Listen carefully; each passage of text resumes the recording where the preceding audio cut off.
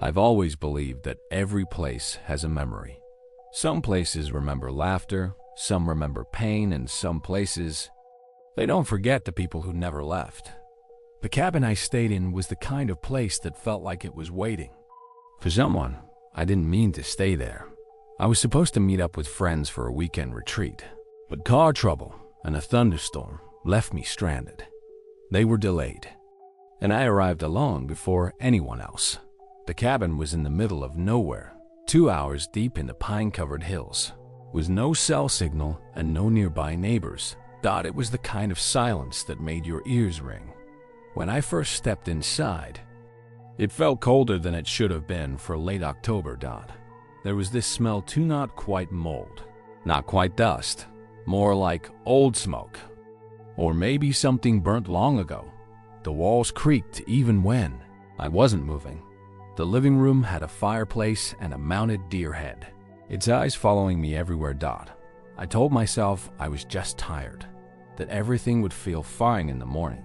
But there was something about the way the wind scraped the window that already had me on edge. I didn't know it yet, but I was being watched the entire time. We booked the place as a reunion trip. 4 of us, me, Caleb, Tara, and Nate, used to do forest hikes together in college. We found this listing online. Remote cabin, rustic charm, disconnect and unwind. Sounded perfect. It was Nate's idea, and he picked the place because it was cheap and surrounded by nature. But that also meant no internet, no TV, and almost no connection to the outside world. The plan was for all of us to drive separately and meet Friday evening. I took a half day off work to get there first, hoping to beat the weekend traffic, but a sudden landslide closed the road behind me, and the others had to reroute and delay by a day. So it was just me and the woods that night. I wasn't nervous at first. I had food, power, and enough firewood to last days. The host even left a welcome note and a bottle of wine. But the note was weird. It said, asterisk, don't use the back door after dark. Asterisk, no explanation, just that.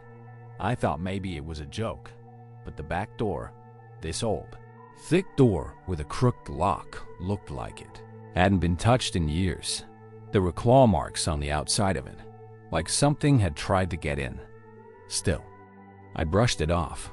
I even took pictures and texted the group like, this place is creepy in a cool way. No one responded. They weren't getting my messages. I was alone, completely alone. And that's when I heard the first knock. It came just after sunset. 3 slow knocks. Not at the front door. Not at the back door either, but from inside the walls. Like someone was knocking from behind the fireplace. I froze. I waited, thinking maybe it was the old pipes or the wind. But then it happened again. 3 knocks. And then silence. I checked every room, even opened the pantry and looked under the bed. Nothing. Still. I couldn't shake the feeling that I was being watched. The air was thick, like the house was breathing with me.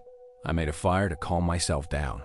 The flames made the shadows dance along the walls, and for a second, I swore one of them moved differently. Not like flickering, like walking. I didn't sleep in the bedroom. I stayed in the living room, curled up under a blanket with the fireplace glowing low. Around 1 a.m., I heard footsteps on the porch. Heavy. Deliberate. And they didn't come from the front. They came from the back door. The one with the claw marks. I stayed frozen, listening. The footsteps stopped. Then I heard the doorknob turn. It didn't open, but the handle twisted slowly, like someone was testing it. Then, nothing. I waited hours before I could even close my eyes. And even then, I didn't really sleep. I just listened to the silence breathe. I woke up just before sunrise. The house was still dark. The fireplace was dead. It was colder than before. I tried to shake it off and made coffee using the old kettle. When I went to the bathroom, I noticed something that stopped me in my tracks. The mirror had handprints on it. Small ones, like a child's hands, and they were on the inside. But I was the only one there. I hadn't even touched that mirror. I wiped it with a towel, but the marks didn't go away. I left the bathroom door open after that. I couldn't stand the idea of anything being behind it. Later that morning, I heard something moving upstairs. The cabin only had one floor. There was no upstairs, but I could clearly hear creaking floorboards right above me, like someone was pacing. It went on for minutes, then stopped. I grabbed a flashlight and followed the sound to the ceiling. I tapped on it. No response. Then I whispered, "Hello?" And something asterisk tapped. Back. Asterisk 3 taps. Same rhythm as the knocks the night before. I felt cold all over. Not just scared, hunted. Something knew I was there, and it wasn't going to let me leave that easy. By sunset, the cabin felt different. Not just eerie, not just old, but aware, like the whole place had woken up and realized I was still there. Like it had been holding its breath, and now it was watching, waiting, shifting, and every shadow in the room seemed to stretch just a little too far, clinging to the floor like spilled ink, spilling across walls and reaching for corners they had no business touching, while the corners themselves looked darker than they should have, not just dim but deep, like something could be hiding inside them, just out of sight, just waiting for me to look away. And I tried not to panic, tried to convince myself it was just my nerves. Sleep deprivation, overthinking, so I did what I always do when I feel the spiral coming. I tried to distract myself. Opened the book I couldn't focus on, played music that only made the silence worse when it stopped between tracks, paced the floor, scrolled my phone even though I had no signal, tried to pretend I was fine, tried to act normal, but then the power went out, just gone all at once. No flicker, no warning, just a dead halt like someone had pulled the plug on the whole building. And suddenly there were asterisks, no lights, no soft glow from the lamp, no overhead bulb, no LEDs, no heat humming through the vents, no fridge buzzing faintly in the kitchen, no sound at all, just pure, heavy, oppressive silence that settled over the cabin like a blanket of concrete. Thick and suffocating, and I grabbed my flashlight, clutching it like it was a weapon, even though the beam was weak, flickering at the edges like it didn't want to work either. And I told myself to stay calm, but then I heard it again, and this time I knew I hadn't imagined it. Footsteps, slow, steady, deliberate. And this time they weren't outside, not pacing around the porch or crunching the gravel path. This time they were asterisk inside, right behind me, close enough to make the hairs on my neck stand up. And I spun around, heart hammering, but there was nothing, no one there.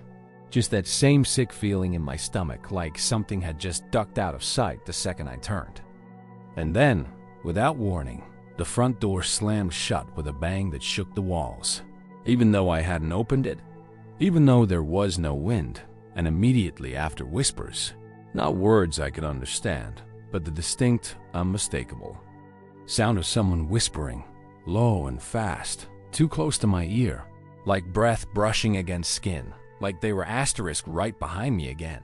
And I lost it. I ran to the back door, the one I'd been told not to use, the one the handwritten note had warned me about, the one I had sworn to leave alone, but I didn't care anymore. I just wanted out, and I reached for it, hand shaking when I heard it asterisk scratching, long and slow, like nails dragging across wood, not hurried or frantic, just patient, deliberate. And it was coming from the other side of the door, from the outside, and then, as I froze, the doorknob started to turn, slow at first, just testing, then faster, rattling wildly, shaking like something on the other side was desperate to get in, and I panicked, grabbed a chair and jammed it under the handle, shoved my weight against it, and just stood there, holding it in place, listening to the knob shake and the scratching grow louder, deeper, more furious. And then I saw it. Asterisk the window, the small one by the kitchen, the one that looked out toward the tree line, and there, Pressed up against the glass was a face, pale and smooth and completely eyeless. No sockets, no lids, just smooth skin where eyes should have been, staring in at me without blinking, without breathing. And then it smiled, slow and wide, like it had been waiting a long, long time just for me to look up. I didn't sleep none. Even for a second, I didn't blink unless I had to, because every time my eyes closed, even for the briefest moment, I swore I could feel the air change, like something was creeping closer in the dark. So I just sat there in the center of the cabin, back pressed against my bag like it could protect me. Every flashlight, lantern, phone screen, and candle I had turned on and facing outward like a pathetic perimeter of light, as if that could keep whatever was out there or in there away. And I waited for the sun, counting the minutes, watching the window, praying for just one sign of morning. But it never really came, not the way I expected, because when daylight finally broke, it was gray, not peaceful or warm, but flat and lifeless, like the world outside was stuck between one breath and the next, and everything looked drained of color, drained of meaning, clouded over like something was pressing down on the forest with invisible hands, and it all felt wrong. I stepped outside just to feel something normal, to remind myself that the earth still turned, that the trees were still trees. But even out there, especially out there, it felt worse, because the forest was too quiet, oppressively silent. Like the whole place was holding its breath. No birds chirping, no leaves rustling, no breeze through the trees, not even the buzz of insects, just stillness, unnatural and watching. And even the trees seemed to lean in slightly, like they were listening to me or waiting for me to make a move. And I tried calling my friends again, heart pounding, praying they'd pick up. But there was still no signal, not even a bar, just searching, mocking me on the screen.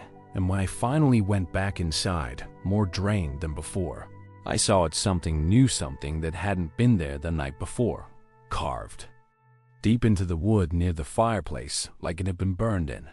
5 words, asterisk, you shouldn't have stayed alone. And I swear to God, they were fresh, the edges still raw, splinters curling from the cuts, and my blood went cold because I asterisk hadn't. I was supposed to meet the group. I wasn't supposed to be alone, but somehow I was, and whatever had been watching me all night knew it, wanted it, so I didn't waste time, didn't bother cleaning up, didn't care about gear or gear costs, or even the mess I left behind. I just shoved everything into my bag, hands shaking, heart racing, and bolted for my car, keys already in my hand before I hit the driver's seat. And I drove, not caring where, not caring how far, just pushing the pedal down and praying to get out of whatever zone that place had pulled me into. Until finally, my phone lit up with service bars, and the moment I had signal, I messaged the group, asking where they were, if they were okay.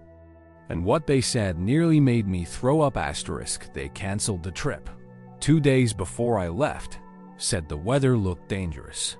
Heavy storms, landslide risk. Thought I'd gotten the message and stayed home. Never thought to check in because they figured I was smart enough to skip it too, but I hadn't heard a thing. Never saw the cancellation, never got the texts, and no one ever went to the cabin, no one but me. Which leaves just one question I still can't answer. Asterisk, who let me in? Asterisk, a week later. I couldn't let it go. Something about that place stayed in my head like a splinter under the skin. Impossible to ignore. Pulsing every time I closed my eyes. So I did what any rational person might do when reason fails. I looked up the cabin listing again, just to convince myself it was real. That I hadn't dreamed the whole thing, but it was gone. Not just unavailable asterisk, gone. Scrub it clean, like it had never been listed at all. No trace on the rental site, no host. Name, no saved messages, nothing. And that made the panic settle in deeper. So I searched the address, thinking maybe I copied it somewhere. Maybe it'd turn up on Google Maps or a satellite view, but nothing. Absolutely nothing. Just forest where the cabin should have been. Like it never existed or had been erased. Like something didn't want it to be found. And I wasn't ready to let it go. So I went further, asked around. Contacted the local forest rangers with a vague excuse about planning a hike and being curious about any private property or old hunting cabins. And what they told me chilled me worse than anything I'd heard in that cabin, because they said there used to be a cabin there, deep in that same stretch of woods, but it had burned down over 10 years ago in a freak fire, completely destroyed. And when I asked if anyone had been hurt, one of them hesitated before answering, and then he said, yes, someone died inside Asteriska. Little boy, asterisk maybe 9 or 10, locked in by accident. Supposedly, the door jammed while his parents were out gathering firewood. And by the time they got back, it was too late. And here's the part I can't get out of my head. They never found his body. Not even bones. Nothing but char and ash and scratches on the inside of the back door. Deep ones, like someone had clawed at it until their fingers bled. And handprints on the bathroom mirror that couldn't be wiped away. Not even after the fire. And no one could explain that. Just like I can't explain how I stayed there. How I walked through the front door like everything was normal. How the fireplace still worked. How the walls were intact. How someone asterisk let me in. Someone who never showed their face. Never left a number. Never said a word. And just when I thought maybe my memory was playing tricks on me, I found one last thing. An old picture I'd taken that first night. Just a casual shot of the fireplace, nothing special, just for fun. But when I zoomed in, when I really looked, I saw it in the far corner of the photo, barely lit by the fire's glow. There's a boy, small, barefoot, just standing there, facing the wall, not moving, not blurred like a fluke of the lens. Not a shadow or a coat rack, a boy, and the worst part, the part that still makes my skin crawl every time I look at it, he's smiling. I don't tell this story to scare people. I tell it because I need to, because deep down, I think someone out there needs to hear this. Someone who might be packing for a weekend getaway into the woods. Someone who thinks a little silence and solitude sounds like a dream. Not knowing that silences aren't empty. They're asterisk watching. Because there are places in this world that aren't just old. They're waiting. Places tucked between trees that never quite move with the wind. Where time doesn't pass the way it should. Where the air is too still, too cold, too aware of you. Places that don't forget. Places that remember pain, remember voices, remember screams. Places that keep pieces of the people who wander in too far. Too curious, too trusting. And if you ever find yourself in a cabin that feels too perfect, too untouched, too quiet, asterisk leave. Because when the sun sets too fast and the shadows start crawling in like they belong there more than you do, when the walls creak not from age, but from attention, and the knock you hear from the inside wall sounds like it's answering your thoughts. When the mirror in the bathroom catches a second too long of a smile you didn't make, or a flicker of someone standing behind you who disappears the moment you turn asterisk listen, don't question it. Don't rationalize it. Don't chalk it up to the wind or nerves or imagination, because the moment you do, asterisk it knows.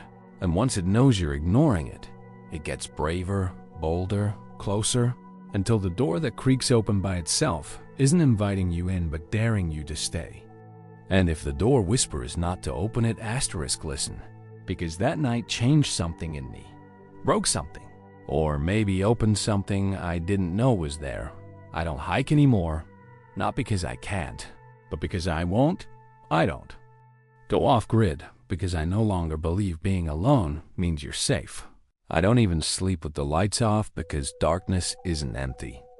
Sometimes it breathes, and sometimes, when it's quiet, when the world feels still, when I think I'm finally okay, I still hear the whisper.